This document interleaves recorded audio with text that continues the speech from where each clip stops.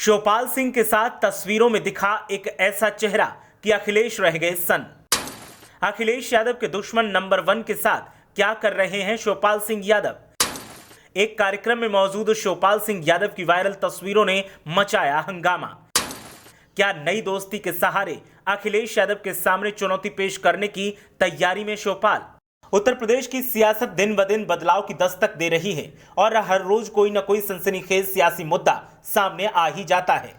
खासकर सपा परिवार की बात करें तो चाचा शिवपाल सिंह ने 2 दिन से तहलका मचा रखा है। पहले यदुवंशियों के नाम चाचा ने खुला खत लिखा तो अब चाचा शिवपाल सिंह यादव की एक तस्वीर वायरल हो रही है और वायरल तस्वीर में चाचा के साथ गुलाबी पगड़ी में जो चेहरा दिखाई दे रहा है उसने सियासी हल्ला फिर बरपा दिया है। दावा किया जा रहा है कि अखिलेश यादव ने कमान संभालते ही जिस नेता को पार्टी से बाहर का रास्ता दिखाया था वही नेता अब शिवपाल सिंह यादव के साथ मंच पर दिखाई दे रहा है और उत्तर प्रदेश में नई सियासी दोस्ती की दस्तक सुनाई दे रही है। जिस नेता की हम बात कर रहे हैं उसने दूध बेचने वाले से शराब बेचने तक का सफर तय किया और फिर नेताजी मुलायम सिंह के बरद हस्त की वजह से विधानसभा और फिर लोकसभा तक अपनी पहुंच बनाई।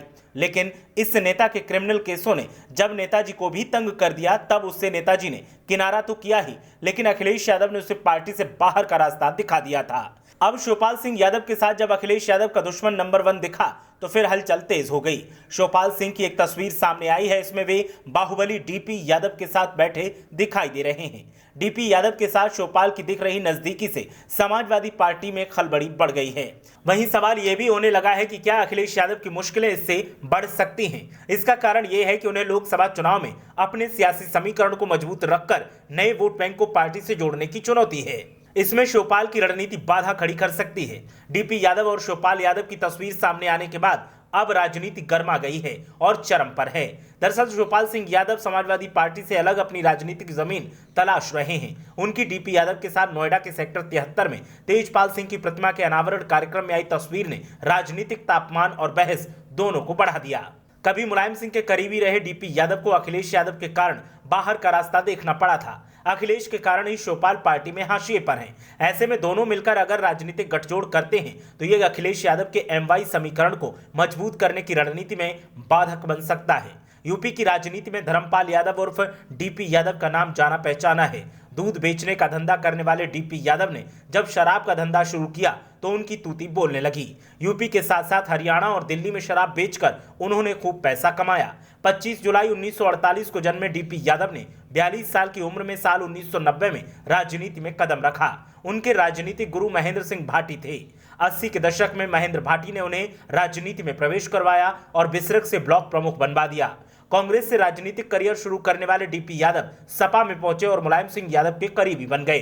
दादरी विधायक महेंद्र सिंह भाटी की हत्या साल 1992 में हो गई और हत्या का आरोप डीपी यादव पर लगा। इसके बावजूद मुलायम सिंह यादव के करीबी होने का फायदा उन्हें मिला। यूपी चुनाव 1993 में मुलायम सिंह यादव ने उन्हें बुलंदशहर से मैदान में उतारा। डीपी यादव यहां से जीतकर विधानसभा पहुंच गए। विधायक बनने के बाद डीपी यादव का नाम कई अपराधों में आने लगा। राजनीतिक रसूख ने उन्हें कानून के शिकंजे से बचाए रखा। एक समय डीपी यादव पर 9 हत्याओं का आरोप लगा था। बाद में वे इन आरोपों से बरी हुए। हालांकि अपहरण, फिरौती और डकैती जैसे 25 केस उन पर चल रहे थे। अपराध की लंबी होती फेहरिस्त से सपा भी उनसे किनारा करने लगी। सपा में अलग थलग किए जा रहे डीपी यादव ने पार्टी को छोड़ने का फैसला किया, इस्तीफा दिया और बीएसपी में पहुंच गए।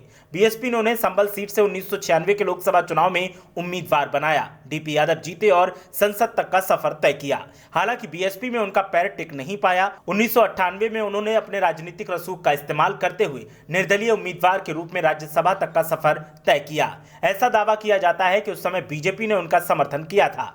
बाद में वे बीजेपी के खास बन गए। डीपी यादव ने अपनी बाहुबली छवि को सुधारा। बीजेपी ने उन्हें साल 2004 में एक बार फिर राज्यसभा सांसद बना दिया। हालांकि कुछ ही समय बाद पार्टी ने उन्हें बाहर का रास्ता भी दिखा दिया। डीपी यादव ने इसके बाद राष्ट्रीय परिवर्तन दल नाम की पार्टी बनाई। डीपी यादव की दबंग छवि का फायदा उन्हें बाद के समय में नहीं मिला। बीएसपी में एक बार फिर गए। 2009 में बदायूं से लोकसभा उम्मीदवार के रूप में मैदान में उतरे और हार का सामना करना पड़ा। 2012 में अपनी पार्टी बनाकर यूपी चुनाव में उन्होंने अपने उम्मीदवार उतारे। तमाम सीटों पर पार्टी को हार का सामना करना पड़ा। 2014 के लोकसभा चुनाव में संभल सीट से उम्मीदवारी पेश की और फिर हारे। यूपी चुनाव 2022 में उन्होंने अपने बेटे कुणाल यादव को अपनी पार्टी के उम्मीदवार के रूप में उतारा। सहसवान सीट पर हुए चुनाव में सपा के ब्रजेश यादव ने इनके बेटे को बुरी तरह से परास्त किया। DP Yadav history sheeter list में शामिल हैं। उन्हें बी श्रेणी की हिस्ट्री शीट में रखा गया है। पुलिस अधिकारियों की माने तो हिस्ट्री शीटर को उनके जुर्म के हिसाब से ए और बी श्रेणी में रखा जाता है। वैसे अपराधी जो छोटे अपराध करते हैं और उनमें सुधार की गुंजाइश होती है, उन्हें ए श्रेणी की हिस्ट्री शीट पर रखा जाता है। वहीं जघन्य अपराध करने वालों को बी श्रेणी की हिस्ट्री शीट में रखा जाता है। अब डीपी यादव और शिवपाल सिंह यादव की दोस्ती अगर परवान चढ़ती है तो फिर लोकसभा चुनाव में अखिलेश यादव के लिए दिक्कतें बढ़ जाएंगी।